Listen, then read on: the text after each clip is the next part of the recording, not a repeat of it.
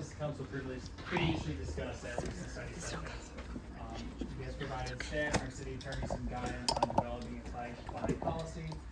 So included in your study session packet, a draft that has been based on some of our neighboring communities. So as of right now, it is a regular meeting agenda item for you to consider. This is just to kind of continue that conversation, see if there's anything else you guys want to add to it or not. Additionally, in your packet, I know we talked about potentially adding another flagpole out front. And there also is a quote for that from Rocket Enterprises, who manages and installed the 2 flagpoles currently on City Hall grounds. One is Veterans Row and one out front. Okay, first, let's correct something that was in the minutes, and I reneged on paying for the flagpoles. Now that I saw the text, I just put that on record. I thought they were like, no, you know, I thought they were like $1,000, $2,000 maybe. Fine in mind. I did have one question. I mean, in the discussion that we had last time, we talked about having administrative approval with appeals to city council. And I noticed that wasn't in there. Yeah, so decided against that for a reason. Yeah, I left that out purposely because the way it's set up is that we're not, we're designating the flagpoles as not non-public forums and an expression of government speech. So I think it's appropriate, and that's why I added the government body, and also by resolution and proclamation, because proclamations aren't voted on, resolutions are. So if it's going to be the adopted speech of this body, then this body should vote on that and make that their action, not the action.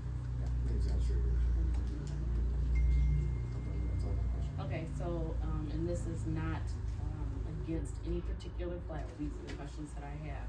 That it says city-owned, I can't read, cities, non-expressive, something? Purpose, I'm sorry, cities own expressive purpose. Help me understand what that really, what that looks like. I don't have it in front of me because my Wi-Fi is disabled for some reason. I'm trying to work on that, but what section are you trying to exactly?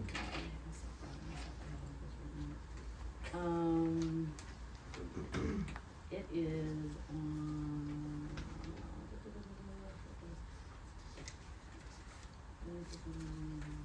I think it's on the second paragraph of the whereas. That's the next question.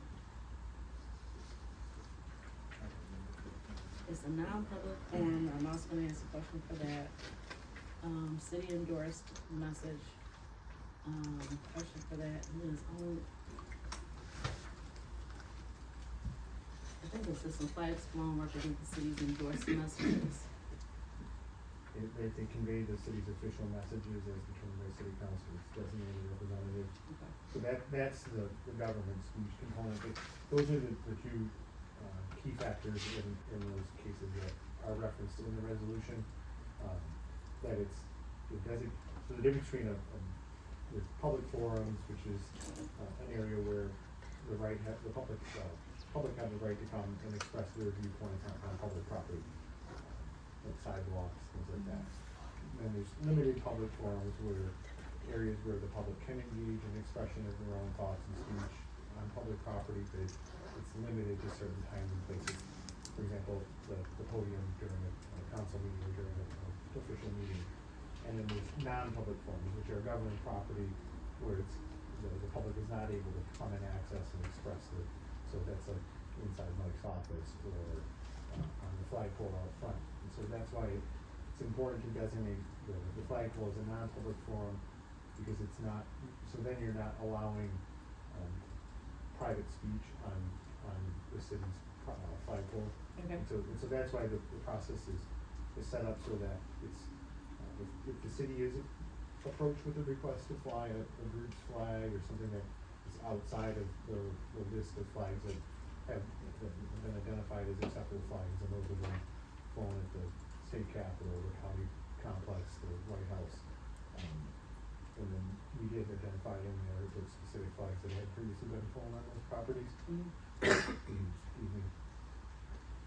So if the city does receive a request from a private group to fly a flag, there is a procedure for the city to adopt that flag and the message associated with that flag as the speech of the governing body itself, and so therefore it's no longer a public body. And that's why it's, the way it's laid out is that it has to be viewed and this policy has to be applied in a viewpoint neutral manner, because if certain biases are expressed by the body that, I like this group but I don't like that group, then really what you're doing is you're just picking and choosing which private groups are able to fly their flag. So it really, and this is the standard that has been set out in both those cases, and so I get it. it's kind of it's a delicate balance between expression of government speech and maintaining that non-public forum. So it has to, that's why it ultimately made the decision that if there is to be a flag flown on a temporary basis, that is one that has not previously been flown on one of those other locations, then that I'm going to require that this body be the body that votes and approves that flag and that message is the message of the. So, and I appreciate the definition, so my question is, wouldn't that be subjective depending on who is sitting on council? It would, but this council, you're the representatives of the community, and so ultimately your vote speaks, that's why you're. No, and I get that, so I'm thinking that, just giving the example, I think the last time we talked about, it's someone that is pro something, right?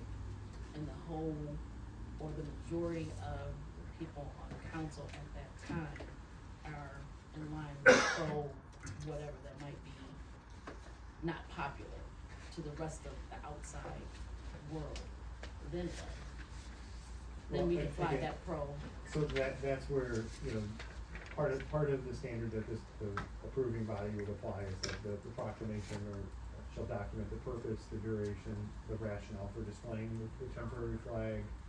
And again, that's the examples that have been put into the resolution are flags commemorating national holidays, state-recognized events, city-sponsored initiatives, ultimately subject to city council approval. So there would have to be some explanation included in the proclamation. Like, for example, obviously the pride flag represents a nationally recognized celebration. It represents civic ways of life and civic pride. So those would be the types of rationale that would be explained by the council in adopting the resolution. Again, I don't think the way this has been structured, because that particular flag has previously been flown, it falls under that category. So it wouldn't trigger this section G, which requires that council make this finding and adopt the messages that the flag represents as the law. So it's, my concern of, section 3,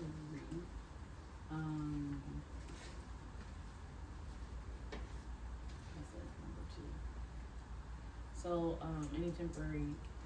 any temporarily authorized flag must align with the city's official purposes, such as commemorating significant events, promoting civic pride, or recognize historical or cultural milestones, right? So, let's just say you got it, I just wanna make sure you see it. This is 3A? 3B. 3B. Oh, there we go. This body that's particularly sitting here right now. Oh, Maria, I'm like, wait a minute, that's the only person. Sorry, might feel a certain way, so, the example I give, it might, trigger people, but there was a situation when, I first got on council, I believe, or mayor pro tem or something. A right to life, person came. And they're very, they wanted us to read something into a proclamation or something like that, I can't remember exactly what happened. And, it didn't happen. But that was because of my own personal beliefs. And so now, we're not sitting here anymore, and someone else is or agrees with right to life, and maybe they wanna commemorate the overturning of Roe versus Wade and they have a flag. I'm just really just being devil's advocate. And so, not devil's advocate, I'm just speaking. So, the way I read this is if you have 3 people on a 5-person council, those 3 people are right to life. They can say, yep, we're gonna fly the right to life flag commemorating this, and whether the whole community is outraged by it. Well, that's why the decision is being left to council to make that choice, because yeah, 3 out of the 5 would vote to approve and adopt that message that is represented by that flag. The way this is set up, they could do that. I don't know if there's any way we can prohibit a future council Right. from, You can prohibit it by not taking a flag stance at all at this point, because what you can do is say, I'm gonna fly the pride flag between the pillars. I'm gonna put the pride flag where we put the, but that's not gonna preclude any future council Because from that- doing it. no, I'm saying if you don't adopt this But- in but this also- wording, But that's. no, but Yeah. in that scenario, if you do choose, then now, we're not talking about the flagpole as being the non-public forum, we're talking about in between the pillars. Mhm. And so is that, ultimately what the courts have said is that the cities and other municipalities or government entities can do this, but they have to adopt a strict policy that it's government speech and that it's a non-public forum, and that basically this is the mechanism that if someone were, so theoretically, and again, I'm not telling council how to vote on certain things that come before them, but applied in a non-partisan, either you should adopt every request to fly, a flag that hasn't been presented, or you should not really adopt any of them. Because if you are picking and choosing, then that, again, opens the door for someone to come in and say, well, they granted this group's request, and so when, and they made a finding that it was commemorating a significant event, well, to use your example, our request, we cited commemoration of the overturning of this court case, Mhm. and so that's a significant cultural event. I don't know what the statistics are, and to say it's 50-50 that people support it, people are opposed to it, you're gonna have half of one side is gonna be in favor and the other half's gonna be opposed to it. So, you're always gonna kind of run into that situation, especially if it's an issue that is particularly divisive. If it's something that 100% of the people, or 85% of the people, or 70% of the people agree with, you're probably not gonna have. And that was, in conversations with other municipalities, they haven't, they had very minimal pushback, from I'm not even sure if they're residents in the community, or just some people that come to meetings of communities and comments, so they've had very minimal opposition to their flag policy, the flags that they've chosen to fly.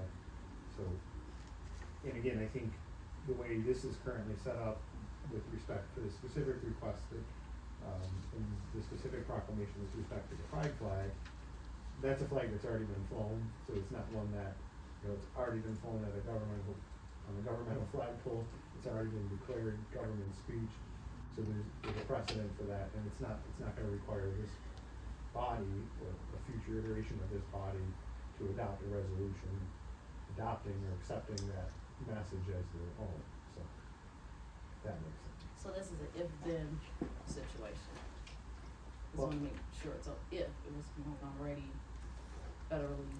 Yeah, so And we did, local is statewide. that's put up, in section 2, section 2 of the policy, subparagraph 2, permissible flags.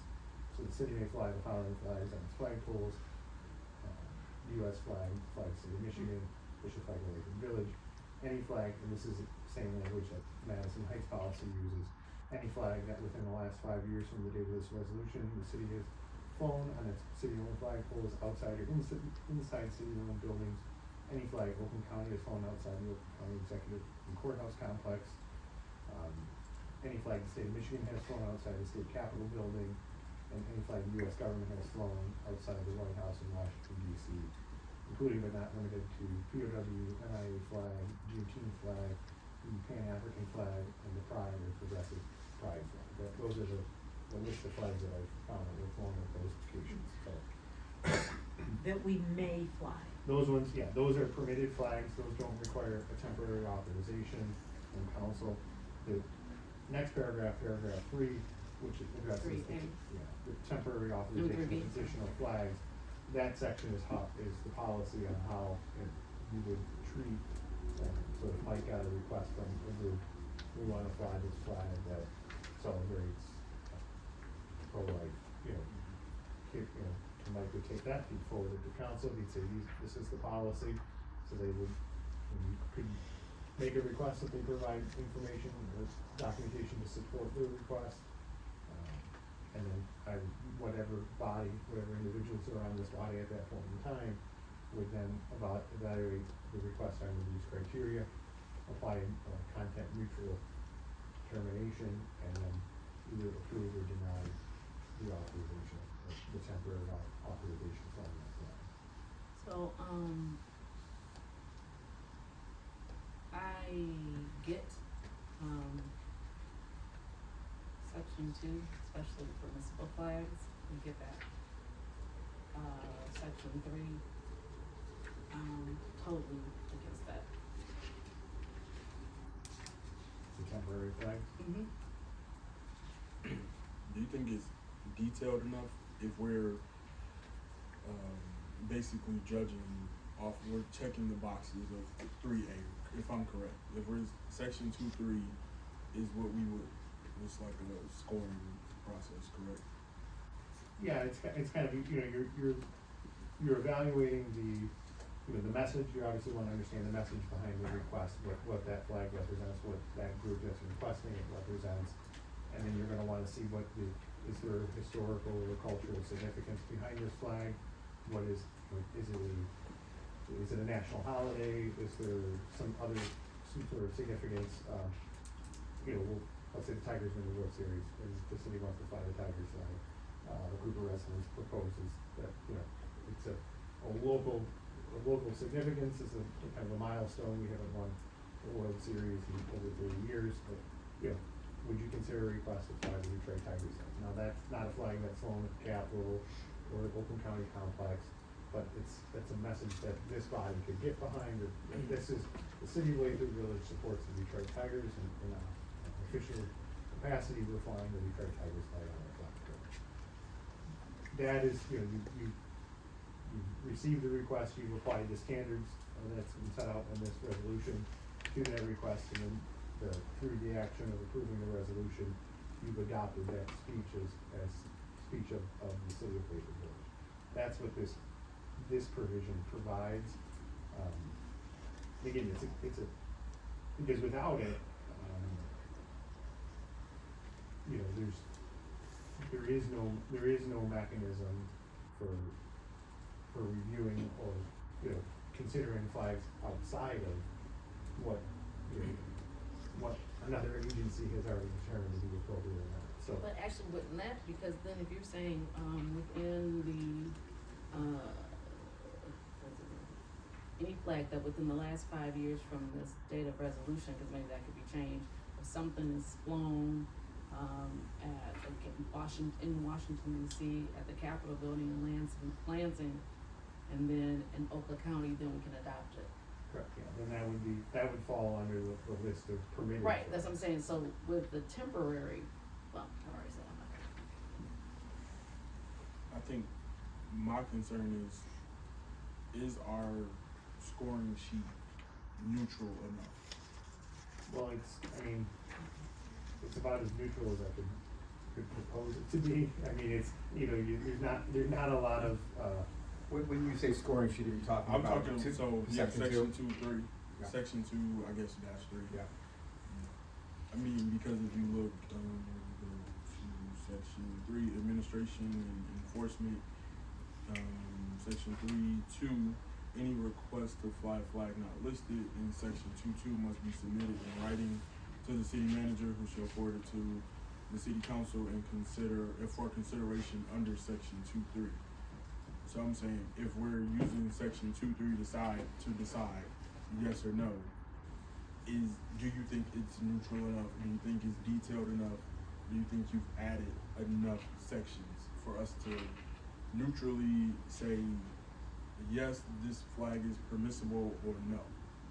I think so. Like I said, I think there's not a lot of, it's not a lot of examples out there of policies that allow discretion, a lot of discretion, because then that discretion is inherently not content neutral. I mean, you're allowing your own personal thoughts, feelings to kind of dictate what your decision's gonna be on that policy, whereas this is trying to steer you so that it's, all right, is this commemorating a significant event? Is it promoting civic pride? Is it recognition of a historical or cultural milestone? That's kind of what Well, I understand all that, but then it says, provided such flags are adopted as the city's own message and constitute government speech, right? Right. If council doesn't want to adopt it as the city's own message and constituting government speech, then they don't adopt it, right? Right, and that's where I think, like I said, I think If council's running around adopting things that don't align with the city's, the residents' feelings, I guess the right avenue is in the ballot box, I Well, mean. And we represent the population. And So, and that's while that could happen, Absolutely, it could happen, but I think So it's as not that we're likely. gonna read tonight, there are people that's opposing, us adopting not only this flag, but also, unfortunately, there's people that's opposing flying a pride flag here. And, we represent both sides, and that's one thing as a council person that we can't forget, that it's just because they're quiet doesn't mean that they agree. And so what's happening now, you have people that are coming out and sending emails and things like that. So, I think, again, and I hate to keep repeating, if we just kept, and I lost my place that fast, if we just kept section, 2. yes, well, You talking about just allowing us to fly flags that other people, other communities have flown? no, not other communities. Cause we kinda go on the mandate of federal, Right, state, federal, county, state, county. doing it like that and staying within, that type of mandate. And not having the freedom to fly a pride flag if we choose that is. The pride flag is included in the first part. Yeah, so we wouldn't be able to do a Tigers flag when they win the World Series this year. Oh, no. Gotta fly that tiger flag, Yeah, and the Lions flag when they run. right, so those would not be allowed then, if we were to get rid of section 3. I just don't have a problem with, giving council the authority to do that. I understand what the issues are. First of all, I will tell you, if you've received, comments from residents, I appreciate that. Love to get comments from residents about what they want. I haven't gotten them, so I don't know Oh, you'll read them, we have them, and you got one You should today, have. yeah. I have not seen those. You have one from Rose Copus Yeah, and you should Karen have. Copus, they send it directly to you. I have issues. It'll get read tonight. Okay, Yeah, I they will. have issues getting emails on my, No worries, I On shouldn't my, have thought you out like that, but you did. I assumed they're forwarded to my personal email, and those were not, so I apologize for that. Yeah, I guess I kind of look at it, agree with you, Maria, it's like that with every issue, right? Right. It's council is making the decision on behalf of the residents, Mhm. representative government, so I don't see this as being all that much different. Yeah, I just wanted to make sure that section 2.3, covered us, and we were like truly having, if this was gonna be the scoring sheet, that it's accurate and as detailed as Section possible. 2C or No, 2-3. 2-3. You said my personal. I'm sorry. You don't want us to say it's your personal, because if you do any business of your personal, it will be FOIA. I know, this, we've discussed that. Unfortunately, I have technical issues with my city now, so. When you're running. If possible. I'm just saying, if you're fine with it, then I'm just, you know. Yeah, my major concern, like when we first started talking about this, was just making sure that we're protected, and it sounds like from this ordinance, we're protected. Yeah, it's, like I said, it's kind of a delicate balance, you don't wanna cross that line because if you start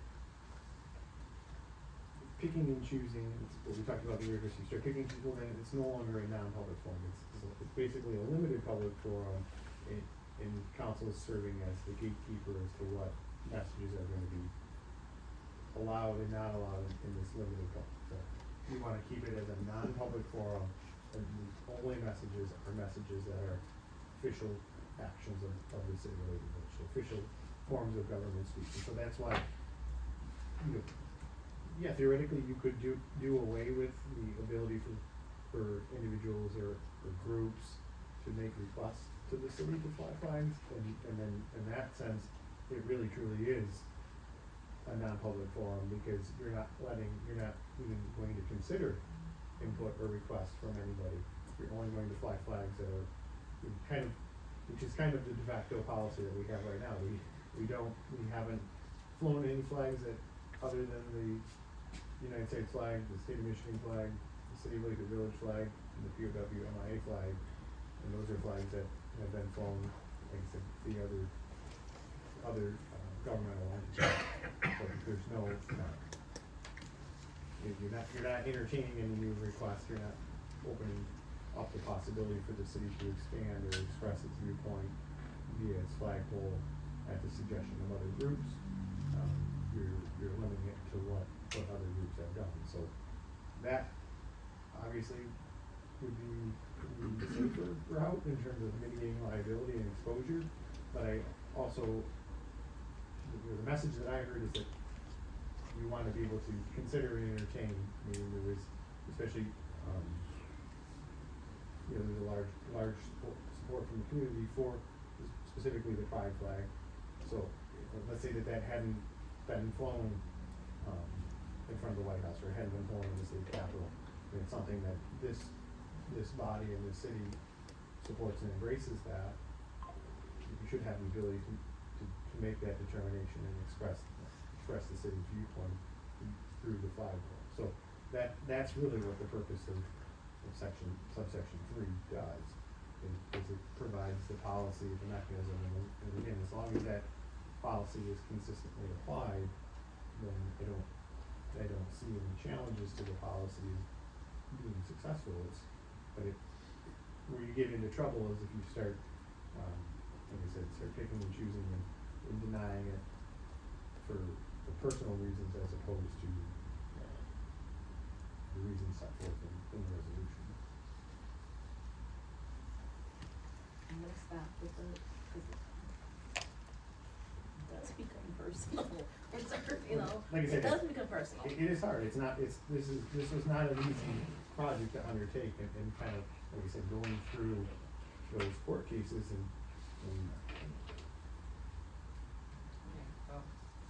I think it's this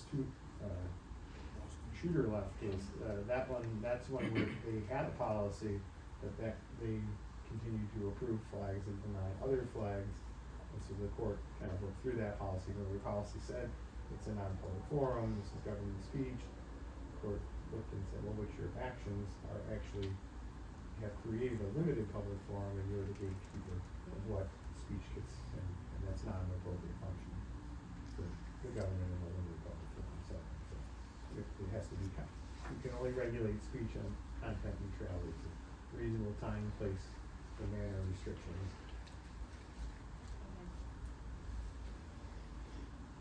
To change the subject slightly, I also, and I mentioned this at our last discussion of this, I also don't think that until, you know, if this policy is adopted and put in place, until we run it for a while, I don't think it makes sense to get another flagpole to spend money on, especially at this point in time.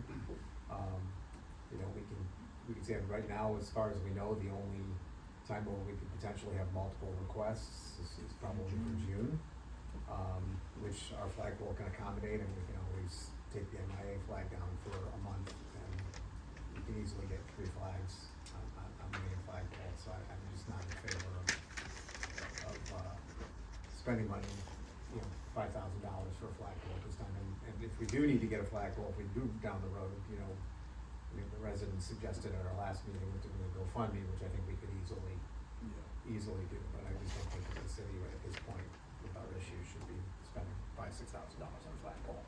Yeah, I didn't think, really quite frankly, I didn't think that was up for discussion. I Yeah. thought we were, in fact, the First Avenue was going to be pursuing, community support for Yeah. that. Well, the packet had some estimates in there, so. I it's think that's just for FYI, if that's a part of us, Yeah. voting on it. No, we weren't voting on it. Anything else with the flagpole? Okay, we'll move on to, rental ordinance. So a couple months back, council continued the discussion regarding updating our rental ordinances specifically related to short-term rentals. So including the study session and then the regular meeting agenda, we do have some first readings for ordinances for consideration. One of them is rather simple, it's just updating the business section of our ordinances to let you know that there are short-term rentals within the city and provide some definitions. Then the next one is actually the full short-term rental ordinance. Yeah, so what we wanted to do is make them consistent with the landlord tenant license ordinance, as well as the newly created short-term rental ordinance, newly proposed short-term rental ordinance. In discussions I had with the building official, in conversations with the prior building official, one of the logistical issues that they have is getting all of the commercial properties inspected on an annual basis. So the idea of adding additional inspections, to be all done on an annual basis was something that, the prior building official said that it wasn't possible. Steve said he could get it done, but it'd be tough. So his preference would be so that the inspections, would be good for 24 months. So the license are required for both the landlord tenant license as well as the proposed short-term rental license. Those licenses are good for 1 year, and we had talked about making the length of the license last longer. So the license itself is good for 12 months. The property only has to be inspected every 24 months, so under these two. So that's the main change to the landlord tenant. It said you can still do inspections in between those 24 months, right? Yeah, so and then in the short-term rental ordinance, there's also a provision that if the city receives a complaint or from either a neighbor or a tenant about an unsafe condition, that could trigger an inspection, which would be above and beyond. But at a minimum, these properties, and Steve felt strongly that these properties, especially the residential ones, the ones that are being used for residential purposes, that he should be in there at a minimum once every 2 years, just to make sure that nothing has changed. Believe it or not, sometimes property owners do things without consulting the city first and getting the appropriate permits and having inspections done, so which could lead to potential life safety issues, especially if it's a non-owner occupied property. The other notable change to the landlord tenant license was the addition of the local contact person, which we had discussed that as part of the short-term rental, and that's a requirement of the short-term rental ordinance. It's also going to be a requirement for any landlord tenant and long-term rental, commercial or residential. So let's talk about that. The 20-mile requirement. One is, how is this verified and enforceable? Well, when they register and apply for their